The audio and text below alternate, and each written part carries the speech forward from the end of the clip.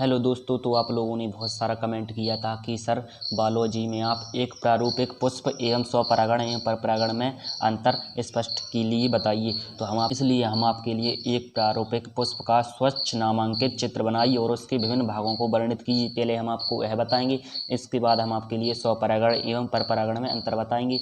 तो पहले हम आपके ब्लूप्रिंट को देख लेते हैं कि आपका चैप्टर 1 यानी कि जीवों में जनन हट गया है। यह आपका चैप्टर 2 है, अध्याय 2, जिसमें दिया हुआ है पुष्पीय पौधों में लैंगिक जनन।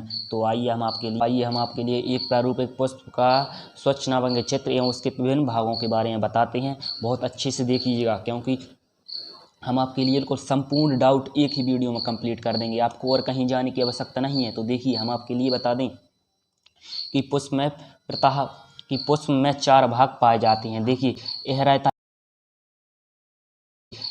है, ये आपका पुष्पासन रहता है, यह आपका बायादल रहता है, यानी कि पुष्पातन, यानी कि यह आपका पुष्पासन रहता है। यह पुष्प के 4 भागों में नहीं आता है, लेकिन आप इसको भी ध्यान से देखिए।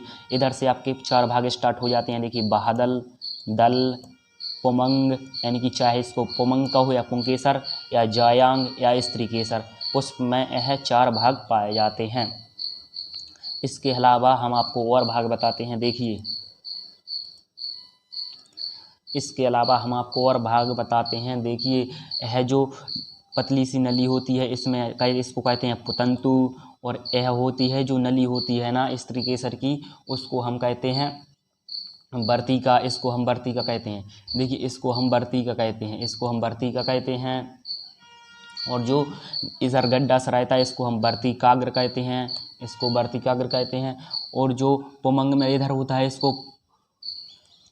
इसको परागकोश कहते हैं। इसमें परागण पाए जाते हैं, इसमें परागकोश कहते हैं। तो आप लोगों के लिए हमने चारों बता दिए हैं। तो आप लोग देखते जाइए ध्यान से वीडियो को, बिल्कुल भी स्किप मत कीजिए, क्योंकि हम आपके लिए कहीं और जाने की आवश्यकता नहीं है। पूरा डाउट एक ही वीडियो में ख़त्म कर देंगे। तो देखिए, पुष्प में एक प्रारूपिक पुष्प में निम्न 4 भाग पाए जाते हैं। देखिए, कौन कौन से भाग पाए जाते हैं। पहले जाएंगे हम बाहादल आप लोगों को मैंने बता दिया कि बाहादल होता है, यह दल होता है, यह पुंकेसर होता है, यह स्त्रीकेसर होता है। तो देखते जाइए आप लोग। पुष्प का पहला भाग है बाहादल। तो देखते जाइए आप लोग।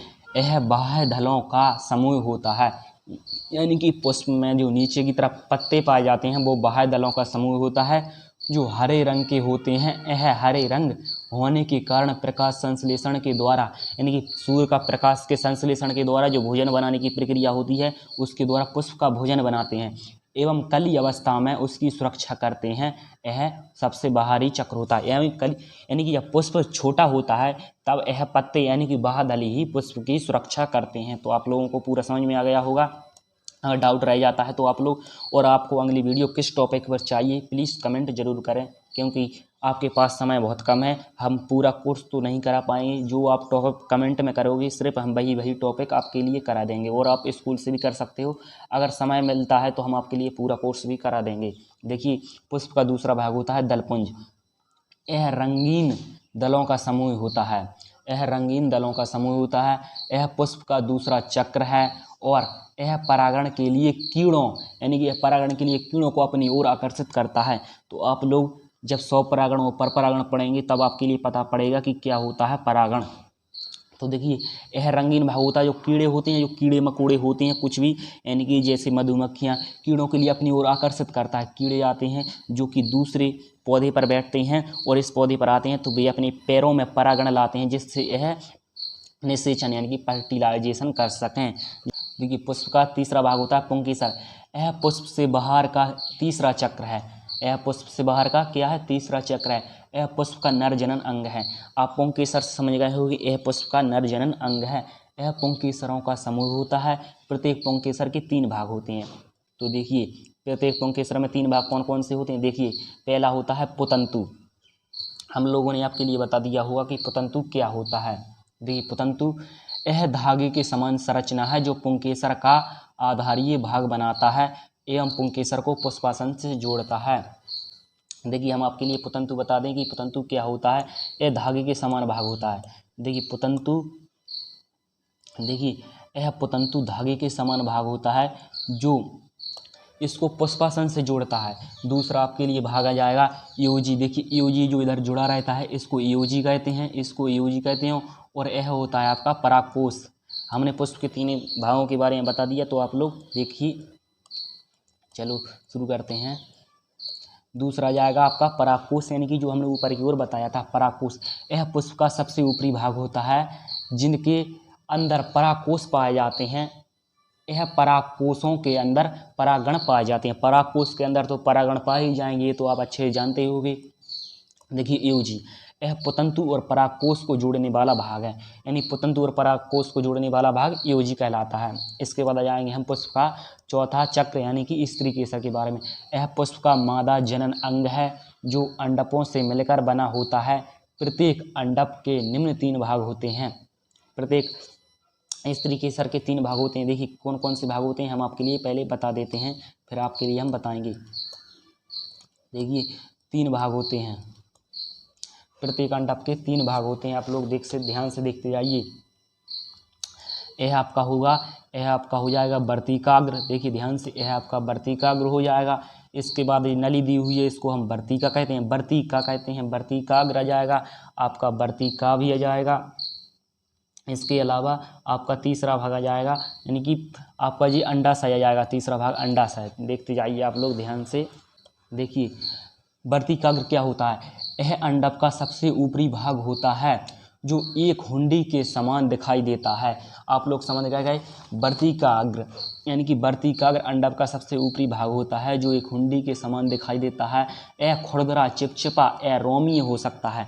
यह तीनों प्रकार का हो सकता है। खुरदरा भी हो सकता है, चिपचिपा या रोमीय भी हो सकता है।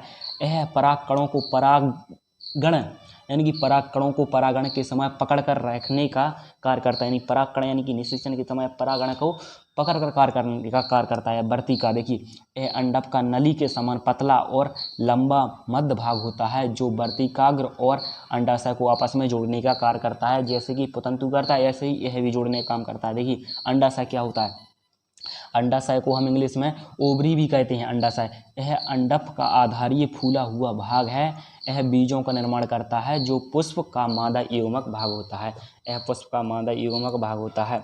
इसके बाद आ जाएंगे हम लोग स्वपरागण और परपरागण में अंतर। आप लोगों ने कमेंट किया था कि सर एक प्रारूपिक पुष्प का स्वच्छ नामांकित चित्र एवं इसके भाग बताइए एवं स्वपरागण एवं परपरागण में अंतर बताइए। तो अब हम आपके लिए स्वपरागण एवं परपरागण में अंतर बताएंगे। देखिए पुष्प के परागकोशों से परागकणों यानी कि परागकणों, परागणों नहीं परागकणों, यहाँ आपका परागकणों दिया हुआ है।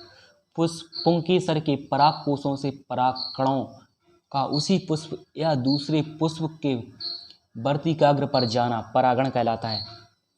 यानी कि पुंकेसर के परागकोशों से परागकण का उसी पुष्प के या दूसरे पौधे के पुष्प के वर्तिकाग्र पर जाना परागण कहलाता है। परागण कहलाता है। इधर आपका परागण कहलाता है। स्वपरागण, परपरागण।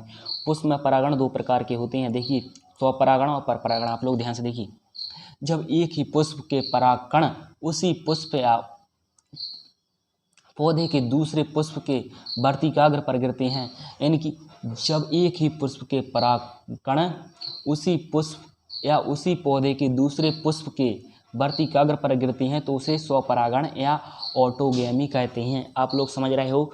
यानी कि इसमें एक पुष्प रहता है, उसी पुष्प के या तो फिर उसी पुष्प पर गिर जाएंगे या फिर उसी पौधे के दूसरे पुष्प पर गिर जाएंगे। इसको स्वपरागण कहते हैं। परपरागण देखिए आप लोग, जब परागण किसी दूसरी पौधे पर स्थित पुष्प के वर्तिकाग्र पर गिरते हैं तो इसे परपरागण कहते हैं। यानी कि इसमें आपका जो परागकण रहेंगे वो उसी जाति के पौधे के दूसरे पौधे पर गिरेंगे जो कि कीड़े मकोड़े द्वारा पैरों में पहुंच जाते हैं। देखिए आप लोग ध्यान से, स्वपरागण एवं परपरागण में अंतर बहुत आता है।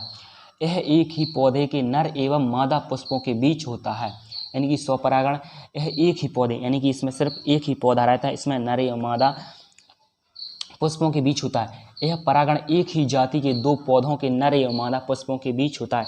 इसमें एक ही पौधे रहता है, इसमें एक ही पौधे पर परागकण उसी पौधे के दूसरे पुष्प पर गिर जाता है, लेकिन इसमें उसी जाति के परागकण दूसरे पौधे पर गिरता है। समझ गए आप लोग?